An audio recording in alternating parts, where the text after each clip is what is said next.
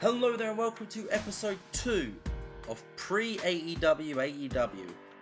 With our second episode, which is on Halloween, our first Wednesday show. And it is Penta El Zero Miedo presents Lucha Escalofriante. Your commentary team today is Tony Schiavone and Taz. Making his, well, not his debut, but making his first commentary appearance for AEW, well, not for this burgeoning promotion. They're all just working the crowd. Penta is going to be in the main event tonight in a massive intergender match, because this match is very much just showcasing Lucha Libre and that style of wrestling with a few matches, but the actual storylines that are set up All In aren't going to be touched on much here. This is essentially an indie show using the AEW contracted wrestlers. We're in Daly's place as well, and almost 3,000 people, and it's a throwaway show. Just to show you just how little I want this to affect us. I don't want this to damage our pop, so, because there's going to be some unknowns versus unknowns on this card. But I don't care about what the ratings say. I want to know what you guys think, and let me know at the end of the show what you think. Your opening contest is Dominic Garrini and Kevin Koo versus Black Taurus and Elio the Dr. Wagner Jr. He doesn't have his junior in this thing for some reason. But Garrini and Koo obviously have excellent chemistry. I don't know if they were actually teaming at this point, but they were both on the free agency for this show, just to bring in as a local talent, and that seemed like a bit of fun, just to bring them in and do violence a little bit early. But it is the luchadors of Black Taurus and Elio Dr. Wagner Jr. who pick up the win. Elio Dr. Wagner Jr. pins Kevin Koo. If you look at the ratings, despite with the chemistry boost, it was the right choice. Wagner Jr. and Taurus both get 48s. Koo and Garrini 44 and 38 irrespectively. But see, Taurus and Wagner are two people who may end up becoming more permanent features in AEW. Obviously, Taurus ended up going as the Beast Mortos. Elio Dr. Wagner has never appeared in AEW, but he might in this universe. But he's here on this pre-AEW indie show. Humberto Carrillo versus Garza Jr. goes 8 minutes. Humberto's cocky, he's the heel in this, Garza's the babyface, and Humberto picks up the victory with the moonsault. Again, they didn't like having a part of the pre-show with workers they don't care about. That's going to be a trend for this show, but that's also the point of this show. This isn't an AEW, an elite show. It's held by the elite because that's just the company name, but this isn't an elite show. This is It's so difficult to get GCW right. Because technically, they're all promoted by GCW, but you don't have the same product for Bloodsport as you do Effie's Big Gay Brunch. And then Joey Janela's Spring Break is something completely different again.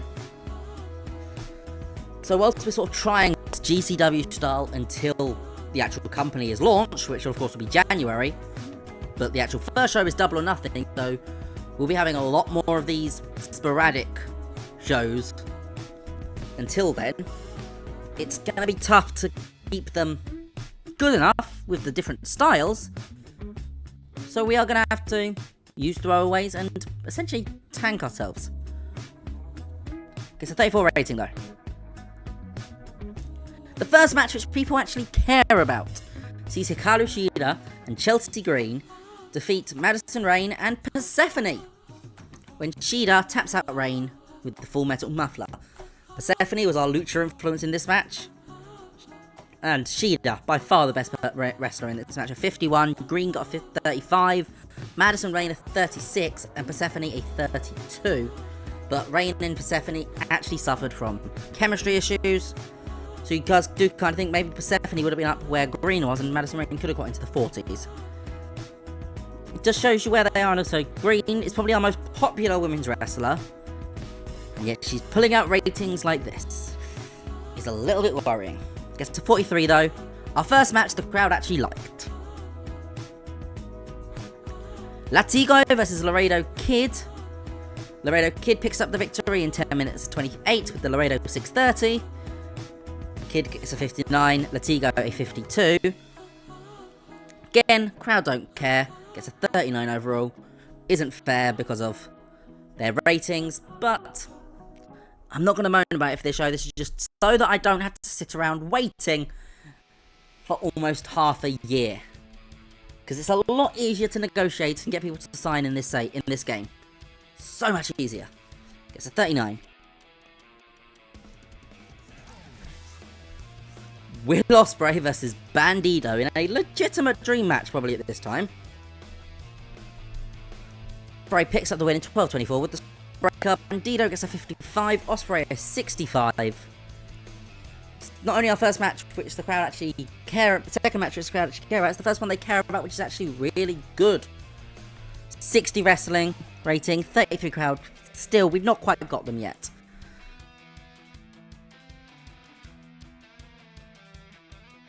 Always be especially in the early years, a mid-card title feud for a bit. Could be fun, especially because of that chemistry. Who wouldn't want to see a rematch?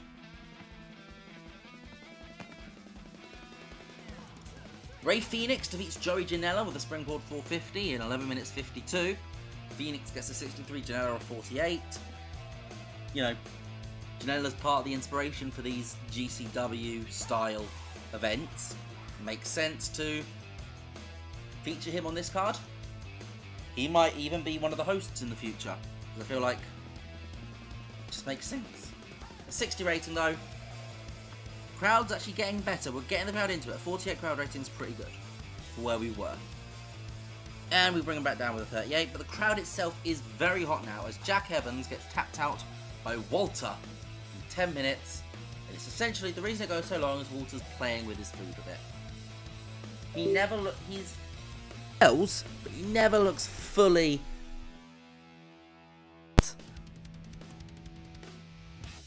choke and tapping out Jack Evans. And your main event in a hardcore match sees Penta El Zero Miedo versus and Penta gets a 75, Suyaga 48. Her exclusive deal with Impact ended and they just signed her onto a handshake extension, so I thought I'd bring her in for this one. I thought she was a perfect opponent for Penta in this main event of his show. She can do the hardcore with Penta, and also it's a fun little intergender thing, and she fits the spooky part of Spooky. 63 rating though, and afterwards we do get a bit of a more AEW tease as Bryan Danielson, under a hood, comes up behind Penta. He turns around into a Psycho knee, pulls his hoodie down. I don't know why that word took so long to get out, and just stands there as Final Countdown blares out to end the show, because he's got Final Countdown from day one in this universe, because I've already paid for major licensed. In my mind, Final Countdown is one of the few got